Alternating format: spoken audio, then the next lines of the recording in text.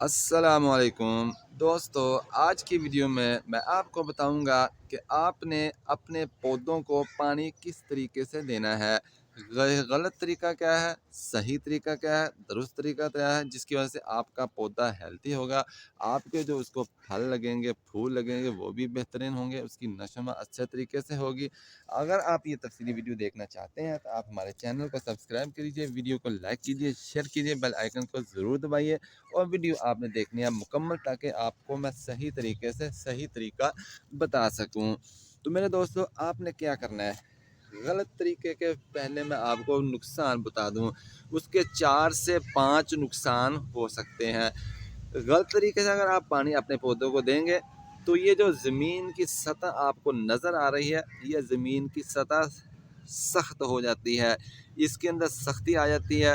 ایک دوسرا اس کا یہ نقصان ہوتا ہے کہ آپ کے پودے کو آکسیجن صحیح طریقے سے نہیں ملتی، روشنی کا گزر نہیں ہوتا، آکسیجن کا گزر نہیں ہوتا۔ تیسرا نقصان یہ ہوتا ہے کہ آپ کے پودے کی جڑوں کو نقصان پہنچ سکتا ہے،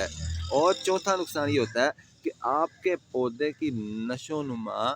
صحیح طریقے سے نہیں ہوتی، اس کی تندرستی میں، اس کی طاقت میں اضافہ نہیں ہوتا، اس کی نشو و نما متاثر ہوتی ہے، جس کی وجہ سے آپ کے پودا پھل پھول میں بھی نقصان کر سکتا ہے۔ تو صحیح طریقہ سے اگر آپ پانی اس کو دیں گے تو اس کا یہ فائدہ ہوگا کہ آپ کے جو پودے کی جگہ ہے، زمین ہے، یہ نرم رہے گی۔ دوسرا فائدہ یہ ہوگا کہ پانی بھی اچھے طریقے سے جذب ہوگا، پانی صحیح طریقے سے جذب ہوگا، آپ کی زمین نرم رہے گی، آپ کے پودے کی جو جڑیں ہیں وہ مضبوط ہوں گی، آپ کا پودا تندرست رہے گا، توانا رہے گا، اس کی نشو و نما کے اندر اضافہ بھی ہوگا۔ تو صحیح طریقہ کیا ہے، غلط طریقہ کیا ہے؟ غلط طریقہ یہ ہے کہ آپ یہ جو آپ دائرہ بناتے ہیں کسی بھی پودے کا، پھلدار ہو، پھولدار ہو، امرود ہو،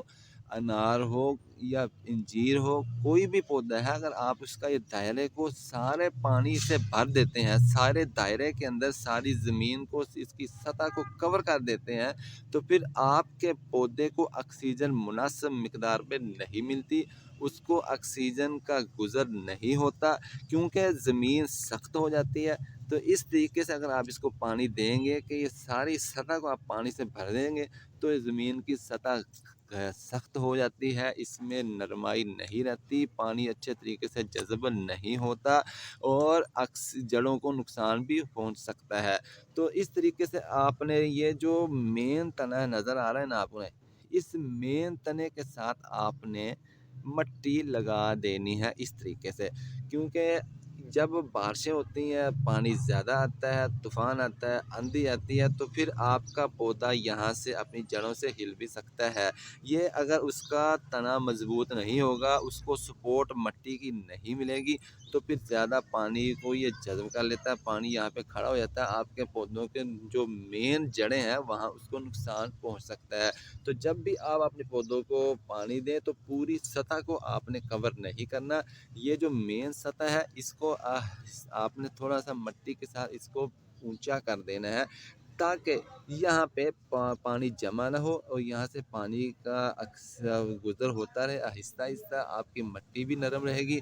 اور آپ کے پودوں کو نقصان بھی نہیں ہوگا، آپ کے پودوں کی نشو و نما بھی بہترین طریقے سے ہوگی، آپ کی محنت بھی ضائع نہیں جائے گی۔ تو جب بھی آپ ان پودوں کو پانی دیں تو اس طریقے سے دیں کہ پانی ساری سطح کو کور نہ کرے۔ اب ویڈیو اچھی لگے تو ویڈیو کو شیئر کر دیے، لائک کر دیے، ملیں گے نیکسٹ ویڈیو۔ اللہ حافظ۔